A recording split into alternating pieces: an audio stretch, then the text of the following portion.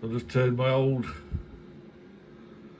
Lenovo laptop, Carbon X1, brilliant computer, I've had it for years, but the keyboard stopped working. I think that's the only problem with it. Most of the keys don't work anymore. So I'll just put a keyboard on it and the mouse, and bought one of these aluminium stands. Really cheap, they're only like £6 or something like that. So let's have a look, quick look. Really solid.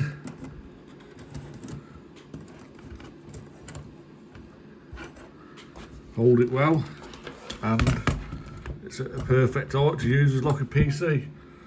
So really pleased with that. For like £6, it's made my laptop useful again. £6 and mouse and the keyboard. So yeah, I would suggest doing that.